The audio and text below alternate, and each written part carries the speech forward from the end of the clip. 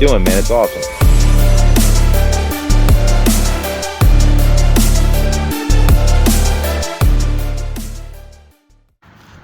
Well, good morning, everybody. Welcome to another gorgeous morning here in Florida. It is absolutely perfect again. Today, what I'm going to talk about on this video is a one-year review of owning the Cadillac Escalade. When I bought this vehicle, I was actually looking for a Denali because I wanted the bigger motor and, you know, a slightly more luxurious car. Then after looking forever, I found out there aren't that many of those, but there's a ton of these. I'm saying a ton of these down here. And it gave me a little bit of a, you know, perspective as to, you know, if I get one of these and any issues pop up, there's so many down here, parts, availability, you name it, shouldn't be that much of an issue. So I've owned it for a year, so I'm going to talk about the pros and cons of owning a Cadillac Escalade. This is a 2017 model, and it is not the 10-speed, it is the 8-speed, which has had some issues, and I totally understand that some people don't want that because of the fact that, you know, there's been litigation, there's been recalls, there's been lawsuits filed on the transmission.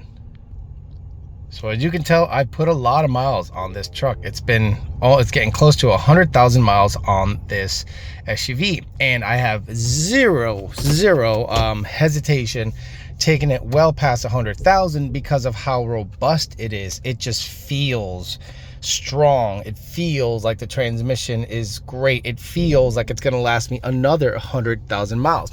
So I'm gonna go ahead and drive it, gonna go get some breakfast, and we'll talk about pros and cons of owning this vehicle.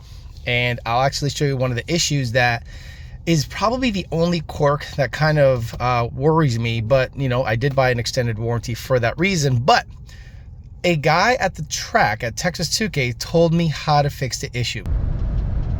Maybe when it's cold it won't do it because the liquid or the fluid in the trans is, you know, thicker because it's colder. But once warmed up, this thing starts to shudder, and you can see that needle go up and down, up and down, up and down. And it makes you wonder if the converter was loose or something. But a guy at the track said, no, it's actually the pressure. You need to raise the charge pressure in the tune. And I go, are you serious? He goes, yeah, the charge pressure is too low and it causes a shuddering effect in between gears. It's very slight. I don't know if you can see it, but that up and down, yeah, it's very slight. I'll take some video when it's warmed up. Okay, let's start talking about some of the pros of this vehicle. Obviously, seating position is really nice. I love the fact that it has these guys. I didn't care for them because I was always rushing to get in, and then, you know, once I kind of appreciated how useful they are, I just took my time getting in and out of the truck. Now, these seats do have a massaging option. So what you would do is you would press this button and you would start getting some kind of movement in the seat. And I don't know if you can see it from this angle, but you should be able to see, yeah, right there. See the seat moving a little bit. Now, my complaint with, and again, imagine, so right here, see these two? So these two things go in and out. See, they inflate and deflate, and they kind of like have a pattern. And there's also something on the butt side of things. So when you get inside, you can manipulate the menu so that, you know, it can move around. But basically by hitting this button, you can toggle back and forth through some of the modes. Some of the issues that I have with the massaging is it's not strong enough. I know, it sounds really stupid. After getting in an F350, the F350 literally bulges way the hell out, which is a little aggressive, but you can dial that in. And this one is it's just not strong enough. Like when you're sitting on it, you would hope that it would really kind of, you know, feel it, but it's just not strong enough. The other thing is it's on a timer. So you're going down the road, let's say you're going on a 3 or 4 hour trip. When I go to Lund Racing, this one shuts off after like 15 minutes. And then you have to go back in there.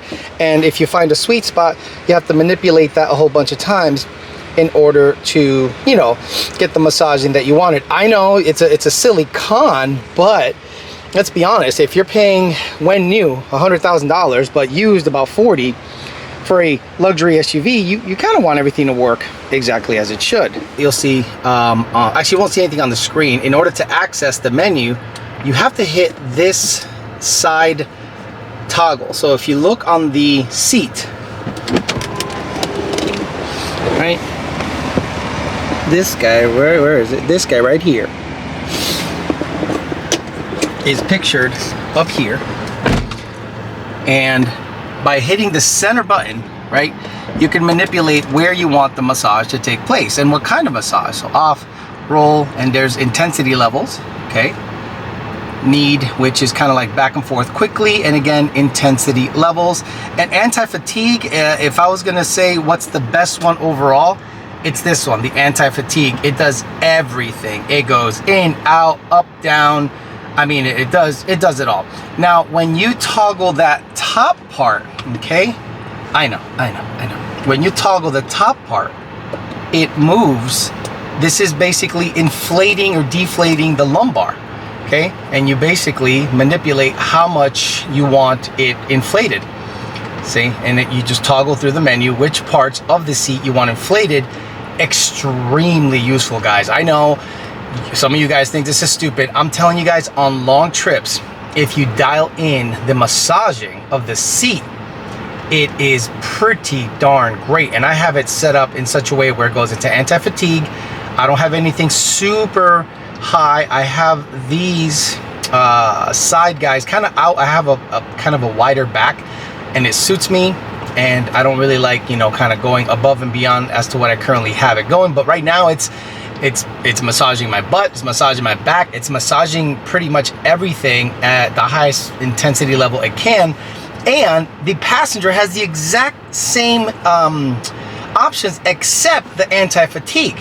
So the passenger does not have anti-fatigue, but the passenger has roll and need and different intensity levels. So I think that is a wonderful option for this truck. Now, one of the worst things on the planet that, I don't know who invented this, but the lane assist on this truck actually interferes when you're driving. So when you're driving the truck and you turn this on, the steering wheel will try to actually, you know, straighten the truck depending on the lane. So if the lane is clearly marked, dotted nicely, and you deviate from it in a long straight line, I would understand this being useful. But let's say you're somewhere in a construction area or around town where the lanes don't necessarily, you know, have consistency to them. So you could be driving down the road straight, take a nice turn, and then if the dots are old or they covered over old ones, this thing will go, you know? And that's something that you kind of don't want. So I mostly drive with this off unless I'm on really, really long road trips. For the longest time, I didn't know how to open the glove box. It has no handle. I don't like that. I like a mechanical engagement. Mechanical. Grab it, blah, no problem, right? Now, this thing has a button all the way up here that says glove box, and it opens up.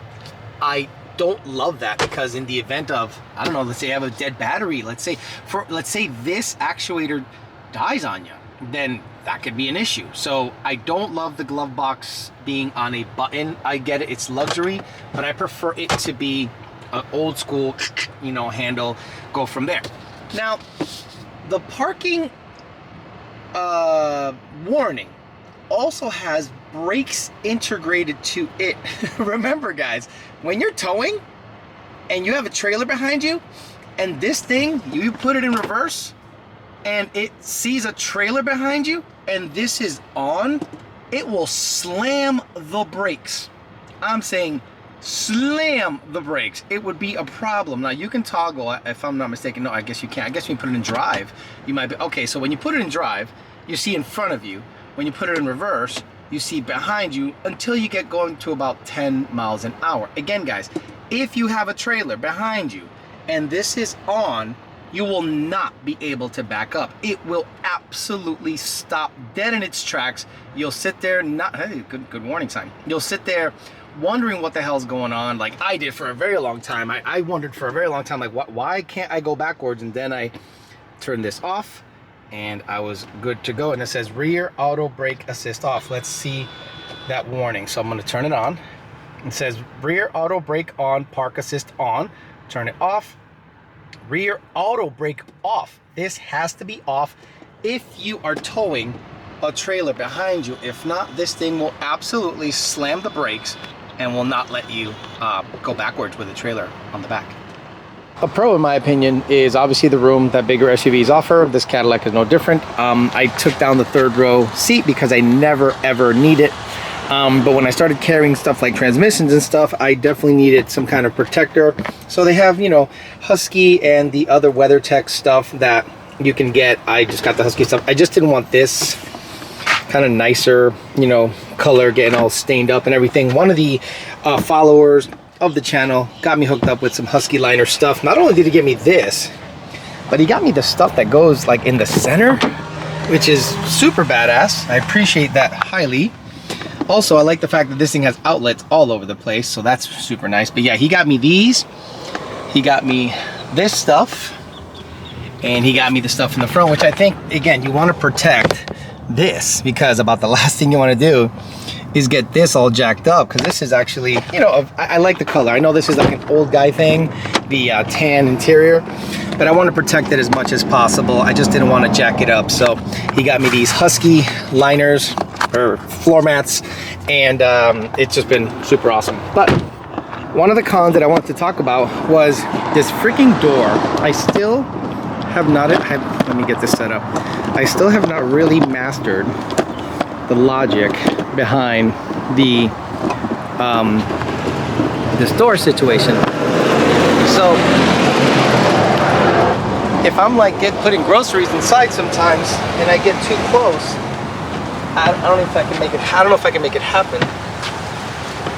But see, like it'll shut on my face, you know. So someone said that there's a sensor back there. I said, okay, well, how consistent is the sensor to kick that? So I've tried many different methods to have the sensor go off. Okay. Now I'm going to try to open it with the same sensor.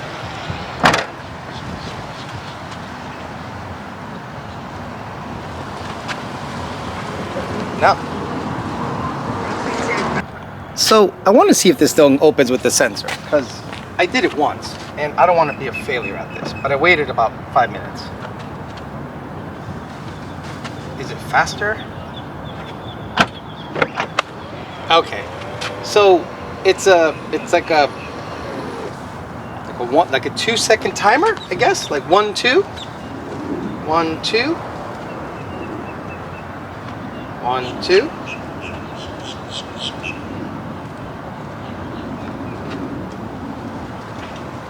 Faster. Weird. Kind of hard to figure out. But I guess it's quick. So it's quick. Okay. See, figured it out with you guys. Okay. Now I never get to sit back here, so I generally can't give you much of an idea. But might as well do it now. So back here, you have the screen. You have, I don't know, okay, so you have the screen if you want to watch movies. The USB, I'm not sure if it's for charging. Not 100% sure what all that is about. It's very dark back here.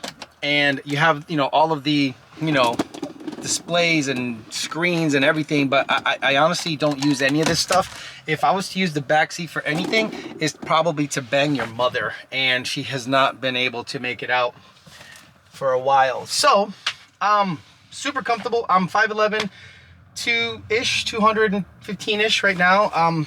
I don't feel cluttered, clamped up, or nothing.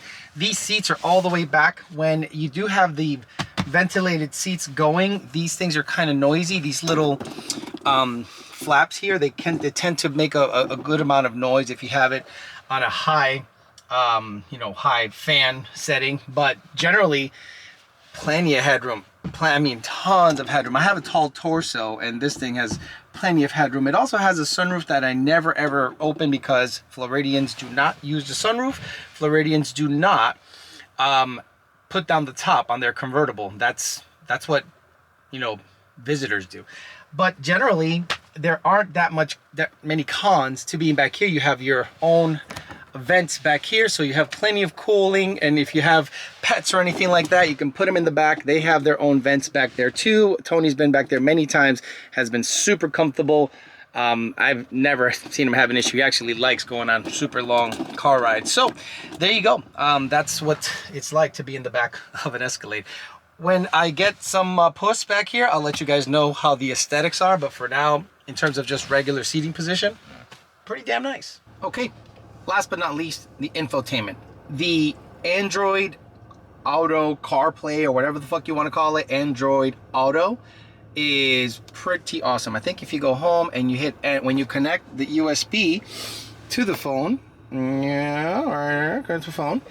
you can just select here and it automatically opens the app. And the nice thing about it is you can integrate it with Amazon Music, and it's pretty darn seamless. You can have both going at the same time. I think you can have the maps and the app going at the same time, and I think you can scroll from your frequent plays or whatever's happening. So we'll see what my frequent plays are. Okay, I'm not a big fan of that song. No. Okay. No, are you kidding me? At least it kind of, but you could see how quick it is, right? Like, there's not a lot of latency. It actually has pretty damn good, you know, speed. When you click a button, it moves really quickly. A lot of you guys make fun of Android stuff. It's funny. It's seamlessly integrating it into the Cadillac app, and everything, you know, works just as it should. The Maps application works really nice. You can zoom out, and it's actually pretty darn quick for what it is. And this is a 2017, so understand that it's not something that, you know, is new. So if back then you were having, you know, something work this seamlessly and smoothly, fuck, you were doing something. All right, well, hopefully you enjoyed this quick little 1-year review of owning a Cadillac Escalade. It's used. I bought it used with over 80,000 miles, slightly over 70. I've put over 20,000 miles this thing in about a year. I have had no issues, knock on wood. I've had just gas, oil changes, check tire pressure, and just go, go, go. And that's exactly what I wanted. So I don't really have the whole itch to modify it, even though there are things you can do to this this platform. You can supercharge it, you could put some headers on it, you can put a cam on it, you delete the DOD, put a cam on it, tune it, you can do a whole bunch of stuff. But honestly, I just want to have a nice, quiet, smooth ride to be reliable. My goal is to get over 200,000 miles on this rig before I have to do anything to it, meaning transmission, motor work, or whatever. So hopefully we'll see if this thing lasts me a couple of more years, just putting gas in it, maintaining it properly, driving it like a normal person, see if it treats me right. But I do not at all regret this purchase. I'm a Ford guy, and I was just insanely disappointed in what Ford has to offer with the full-size SUV options. If I were you and you were a Ford guy and you were considering a big SUV, look into the GM lineup. You won't regret it, trust me. Thanks for listening, guys. We'll talk to you later.